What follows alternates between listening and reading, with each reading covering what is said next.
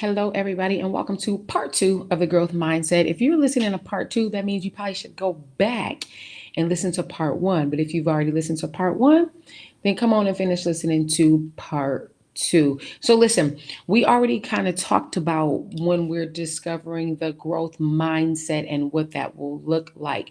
Now, the growth mindset, again, if you watch part one, you're going to already know what I'm talking about in part two. But I'm going to give you a quick synopsis of what we were discussing in part one. In part one, we were talking about the growth mindset, which is you can be aware that you struggle with certain things, struggle with certain skills, right? But you now understand that your abilities are not set in stone. So that means that you can be aware that you need to change something. You can be aware that you need to alter, whether it's your communication, right? We're talking about relationships, whether it's intimate or platonic. So, right, you can be aware of things that you need to do better. But now your growth mindset says, even though my abilities have not met the mark yet, it's not set in stone. Because if I sit it in stone, right? If I say, I'm set, this is what it looks like. Some people call that being stuck in your ways. That means you don't even have an open mind. You don't have a willingness to change. You're just saying, listen, I know this is not something that I can do. I'm not going to try to do. I'm not going to make an effort to do. I'm being led by my fear, my frustration, right? My low self esteem, my past triggers. So, therefore, hey, my abilities to try to alter or be different is set in stone. But the growth mindset says not only do you recognize that you have a level of a skill that you cannot do, that skill can be anything, it can fall under any type of category. You have to be the person to do the assessment within your life and with the dynamics of your relationships to figure out what is it that needs to be different, what needs to be changed, obviously for the better. So once you figure out, man, I have to work on this. Now growth mindset says my abilities ain't set in stone. What I thought I couldn't do, I actually realized I could do it if I put XYZ into place. If I make sure that my actions are following through with XYZ, whatever that may look like between you and the other individual, and as one to another, vice versa. Because you don't want to be the person that's trying to tell somebody else how to change and how to be better, and you try to make them adapt the growth mindset, but then you don't have it, right? So we want to make sure that we are not the people. Let me fix my volume up a little bit. We want to make sure that we're not the people that's pointing the finger saying, you need to do, you need to do, you need to do. And we're not selling ourselves. We need to do, we need to do, we need to do. Okay. So that is the concept of the growth mindset, is being aware that you have certain things and certain abilities about yourself that you need to alter. I'm sorry, certain skill sets about yourself that you need to alter, but understanding your ability to do it isn't set in stone, meaning you're open to make the adjustments, right? And of course, if you need more details about what that may look like, go back to part one. But let's get into the second half of the growth mindset, where we're talking about the opposite of someone that does not have the growth mindset, meaning you're aware that something needs to be different, but you are not budging on your ability. What are we talking about? Making sure that you are not making any more excuses. Y'all see that right there. No more excuses. What does that mean? An excuse is a reason or explanation put forward to defend or justify a fault. Here's why I like this definition, because it's okay. We're all going to have a fault. We're all going to fall short. We are not going to be perfect for the rest of our lives. From the day we are born to the day we die, I assure you, all of us are going to have multiple mistakes, whether it's on purpose, whether it's by accident, whether it's because you're unlearned. We all are going to have a fault. But here's what we have to get away from, which hinders your growth mindset. We have to get away from making excuses. Now, understand that there's a difference between communicating about certain things about your life, your background, your upbringing, what you learned, what you didn't learn, what you know, what you don't know, so that the other person can have a better idea of learning who you are, right? But now, once we become aware of these things, and we should be doing the work to become aware of our faults, our mishaps, our mistakes, our triggers, our traumas, our bad attitudes, our good attitudes, just as much as you're aware of your positive aspects of yourself and characteristics of yourself. You want to make sure that you're aware of the negative aspects of yourself. You don't want to just pat yourself on the back, but without being able to understand healthy criticism within yourself, whether that's by way of you pointing out your own issues, or someone that is close to you that you trust that bears healthy fruit. Not people that are just talking to hurt your feelings, but a person that is bearing healthy fruit that's saying, hey, I see this and I feel like you should alter that because da da da. Da." And now you have an open dialogue. I'm not saying because somebody gives you a healthy criticism that you just take it and run with it. No, let that lead to an open discussion. Well, really, what are you thinking? Why do you feel that way? What have I done? Maybe let me give you a better insight on who I am. Now it may come back to, wow, maybe that person misread based on their perception from how they grew up or whatever it is that they perceive, or you can come into an understanding of saying, wow, I never looked at it that way, I never thought about it that way, because I'm not on the receiving end, I'm just me, so there's only so much that I can see when I'm talking about me. I cannot perceive what I see about me based on another person's perception. But either way, it's still a conversation being had, because we're not here to talk about each other, talk down on each other, to point out one another's flaws. We're here to have healthy conversations. And those conversations should still end in a place where, did we grow? Did we learn? Did we gain an understanding? Did we laugh?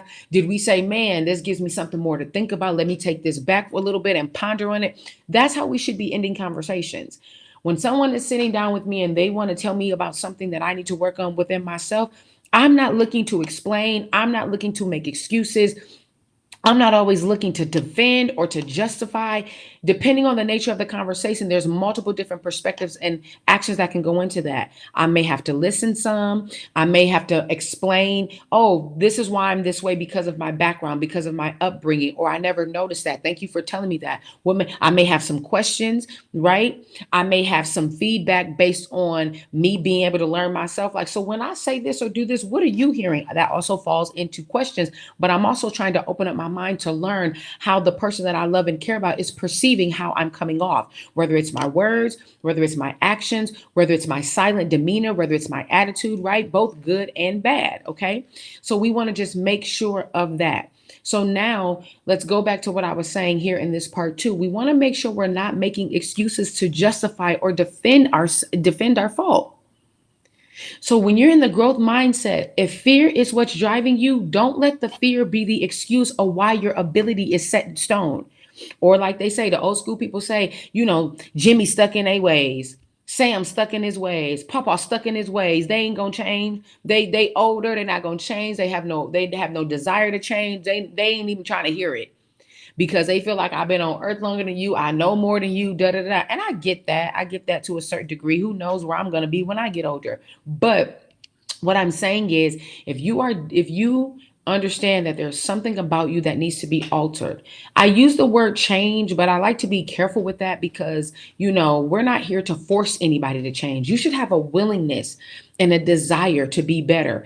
Watch this, not just for the person who's in your life or the family member that's in your life or whoever you're doing business with. No, no, no. All of these healthy changes are for you first, because that person can leave tomorrow. That person can get sick, right? The dynamic of the relationship could change. Anything can happen to where that person is no longer occupying a certain space in your life. That person could very well still be around, but how often you talk might not be as often as it used to be. Whatever it is, anything that we're finding ourselves wanting to work on, we shouldn't be led by for the sake of someone else, because that's not going to hold up. That's not enough. You know how I know it's not enough? Because if it was enough, everybody would change by now, because they'll say, I'm sure somebody has told you need to do something different for the sake of enter the individual's name. So if that was enough, we would all do it. You all know I'm an addictions counselor as well, and I tell people, this is just my style of teaching, right? And it's been proven that it works. I have a success rate with it. People say, well, I'm here because my mom, my children, my spouse, my dog. You very rarely will hear, in my experience, people that say that they're here solely for themselves. It's always connected to another individual. And I try to tell people, I say, hey, listen, I'm not saying that that's a bad approach. You definitely want to have that. You want to have that as another option, as another piece to drive you. But I say, people, it's two things, because I realize everybody does not have a relationship with God. I'm okay with that. I get it.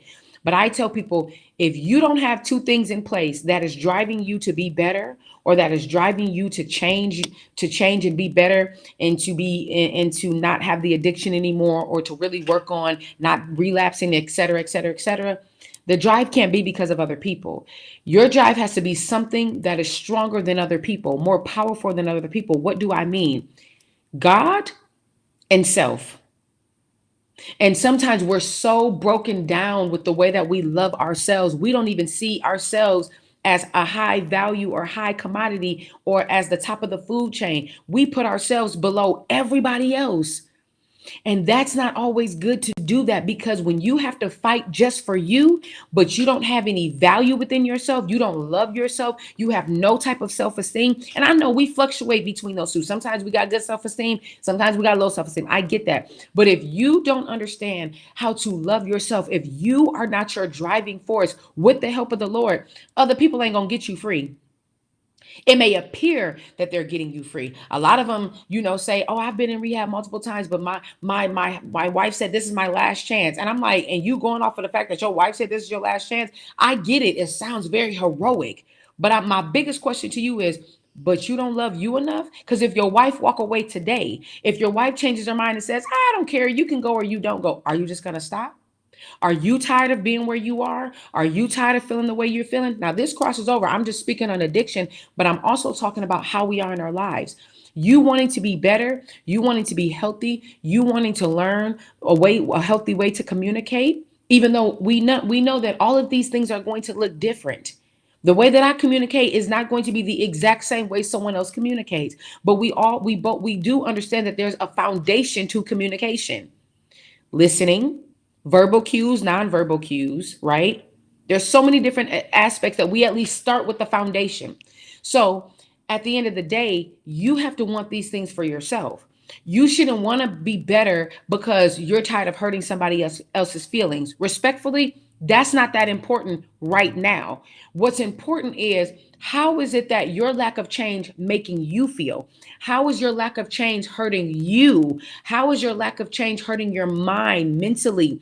How is it weighing on you physically? Are you getting sick? Do you feel stressed out? Again, we'll deal with the person that we're hurting. We can deal with that. But the first priority should be you. Because if my mind is all over the place, at the end of the day, I'm still going to be no good to you. I may make it look good for a moment. I may, do good for a month or two, but my overall perspective of longevity and being better is going to keep slipping. And I'm going to find myself keep going through this reoccurring circle and these reoccurring issues, because I'm not necessarily doing it for me. I'm doing it to please someone else. Which means if I'm pleasing someone else and I'm not thinking of me, I'm probably still unhappy. I'm probably still miserable. I probably still have not learned who I am. I probably still don't have, unspeakable joy. I'm probably still dealing with low self-esteem. But guess what? If I appear to be better for the sake of this person, then maybe everything's going to get better. No, everything is not going to get better, because you can only pretend for so long. Even if you're trying to pretend authentically, meaning, man, I really did try, but why did I fall? Why did I end up in this same position? Because were you trying for you or were you trying for them? And we know it's heroic to try for other people. I get it. I'm not disputing that. But you have to have a deeper drive, because overall, your individual well-being, your individual mental state of mind, your individual physical state of being, how you live your life, are you smiling? Are you all of that? That starts within you. We understand other people play a role into our happiness. They play a role into our bad experiences. They play a role in our unhealthy relationships. We get that. But the change has to start within you. The change, you should not be thinking about changing with somebody else on your mind. Respectfully. Yes, I love my son to death. And there's a lot of times I say, you hear parents say, I go hard. Ever since I had a baby, I go hard because the kid is in my life. I'm like, so before the kid, you just didn't care? Or what were we doing? And I know a lot of those are, cute cliche sayings, but I'm trying to challenge your mind into thinking differently. Don't just want to be better because you want this person to feel better or you tired of hurting this person's feelings. No, because your effort to remain that way is not going to last. When the trials come, when the test comes, you're probably going to fail the test. You're probably going to revert back to who you used to be. Actions, anger, yelling, fussing, don't want to communicate, whatever that may be that's not healthy, I assure you, you're probably going to revert back to that. Why? Because you were doing it for the other person, and that only creates a temporary fix.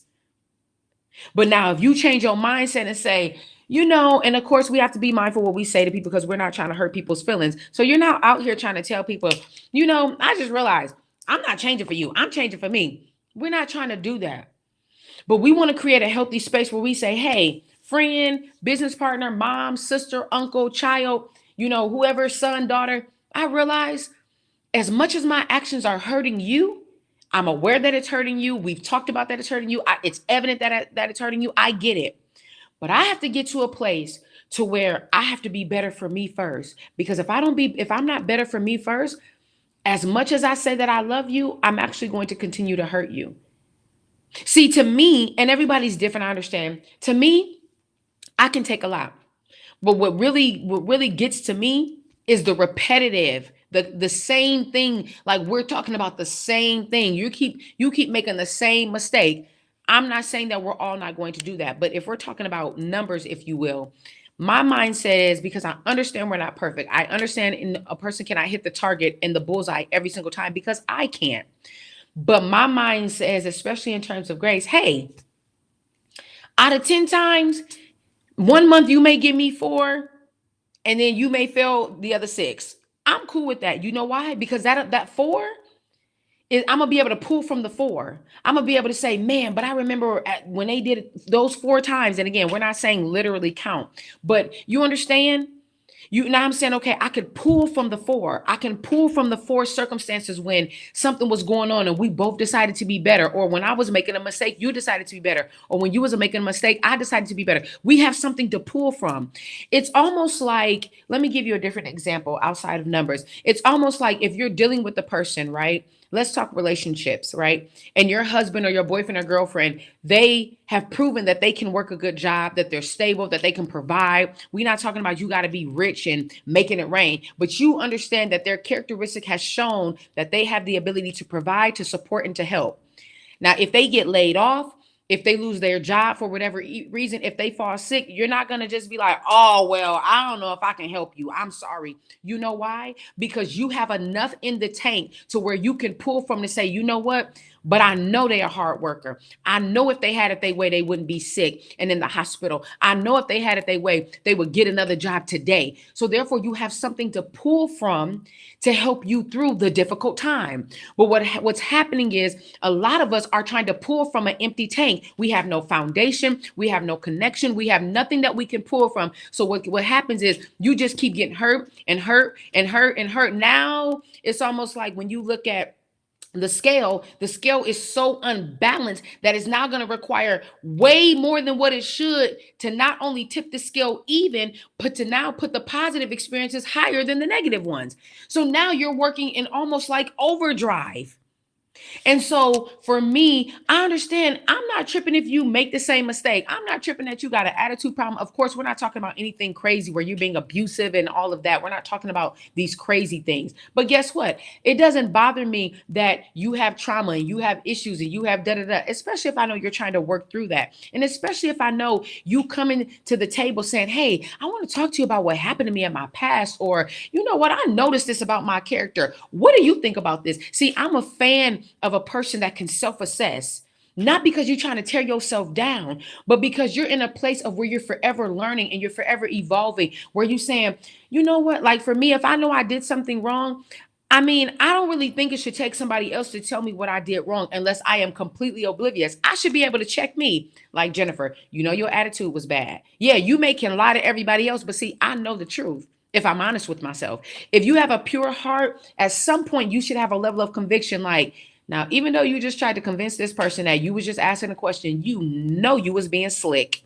You was trying to be passive aggressive. See, I'm gonna be honest with me. I ain't no point in me lying to me because I'm doing it. And then I also know, even though I can convince the person of something else, I'm lying to me. I'm doing more hurt to myself. I'm bringing more harm and frustration to myself because now I have to go back and sit there and say, you just lied to them and you were being passive aggressive. What did you get out of that? And if we say that we're good people, if we say we're pure hearted, then we should be saying that to ourselves. Like, why did you just lie to them though? They don't even really know that you lied, but you know that you lied. It goes along with that saying. It's not about what you do in public, it's about what you do in the dark. See, because we can all be one way. We can all make it look good, sound good, be passive aggressive and finesse. But what are you doing when nobody's watching? What are you doing when your mind is really telling you you was really foul and you still refuse to apologize and be different? What are you really doing when you trying to pretend like, oh, I'm trying to do this, I'm trying to do better, but you know deep down inside you're not doing anything to remotely begin to put you on a better path? And then we wonder why we keep coming up with these self-destructive situations. Back to what I was saying. So we want to get to a place where we're not in a false growth mindset where we're trying to pretend like we're doing, like, I'm trying to be better. I'm doing everything I can. But guess what? You might be reading the book, but after you read the book and you get the material, because you're so fearful, your actions cannot follow what you read. You in a false growth mindset.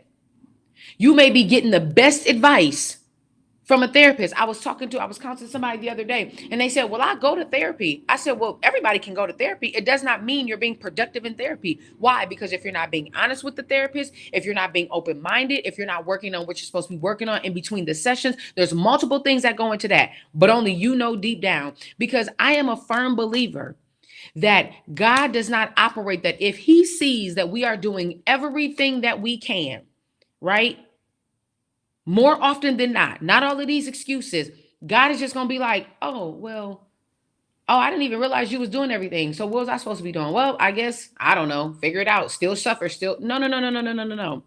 Think about how we are as humans. When you see your friend doing a good job, when you see your children doing a good job, when you get good customer service, isn't it just natural? You don't have to premeditate. Okay, so if I go into this store and they give me good customer service, okay, then I should say thank you. It's so natural. It's so natural for us to encourage people, for us to lift people up, for us to say thank you. So therefore, why would God see us make an effort? And it's natural in our human ability to say, oh, good job. Oh, that was nice. Oh, you look cute. It's natural. Why would God watch us making positive efforts and he sit back and not reward us? So sometimes I have to do a self check because I'm like, okay, am I really doing everything that I said I'm supposed to be doing?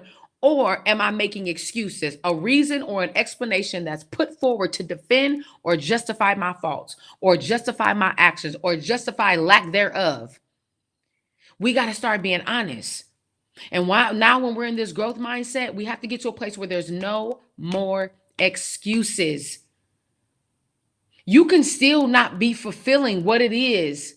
Like it said, like the growth mindset, the definition is when you are aware of a skill that you can't do or that you have not been able to figure out, but your ability is not set.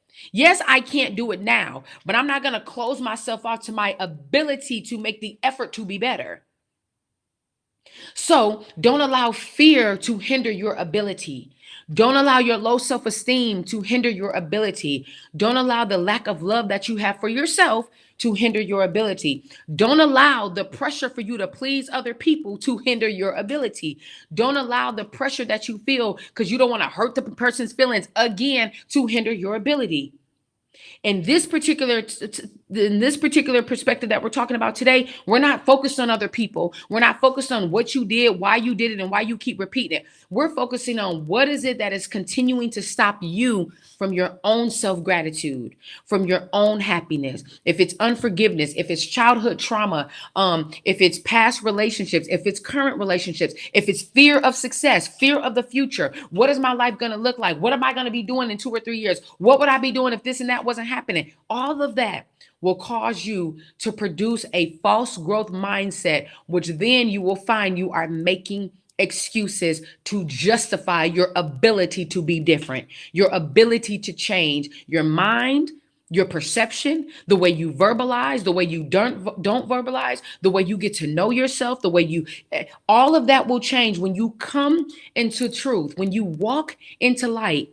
Have you ever been into a dark room? You literally can't make anything out. You can leave the lights off in your house by accident and come in and it's dark and you done lived in your house for several years and you will still walk in that front door or that garage door or that back door or that side door. Even though it's your house, you're so familiar with it, you still will walk in with a little bit of cautiousness and hesitancy. You know why? Because you can't see.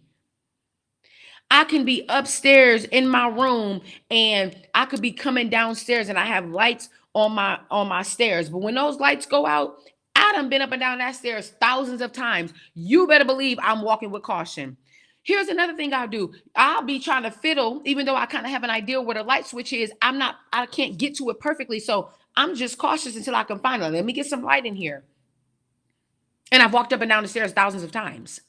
So we have to be careful that we're not viewing things from a dark place, because when the lights turn on, everything you can see clearer, right? You know the placement of everything. You know now you moving a little bit faster. You're not so delayed, you're not so cautious, you're not second guessing. You don't even feel that eerie sense of feeling of like, so it's dark here. Then you get mad at yourself like, why did I forget to turn the lights on? But why you mad? Why are you fearful? It's your house. You know why? Because it's a place of darkness. There's a void. But God calls us to the light. And so that also translates to your life. Do not let the darkness of fear, of lies, manipulation, double-mindedness, convincing yourself of something that's actually not, come into the light so that you can move from a false sense of growth to the reality and the truth of growth. See, the devil wants to keep you in darkness. See, only the devil, as an example, will convince you that you're growing. But see, God, because he loves you, will say, no, that ain't it. You close though. I'm not just gonna tell you it's not it, but I'm gonna tell you you're doing a pretty good job. But I'm gonna shed some more light because I desire for you to be whole. See, the devil will keep having you being manipulated. Like, well, I'm not as bad as I used to be, right? But God is saying, I understand you're not as bad as you used to be, but we're trying to get to this destination. It's like that old school song, 99 and a half ain't gonna do. It's just not gonna do. If I'm a runner and I'm the fastest runner in that track line, but I get to the finish line and I stop and I say, but why didn't y'all celebrate me? I almost finished. They're gonna say that ain't enough. Basketball players can make it to the playoffs. You can make it to the NBA finals. But if you don't win, they don't care nothing about the fact that you made it to the finals. They're not clapping for you. It sounds harsh, but that's just the reality. So we want to make sure that we're coming into the totality of who God has designed us to be, so that we're not shortchanging, that you're not having people in your life, but you're not getting the full fulfillment. Watch this, not just for them, but for you.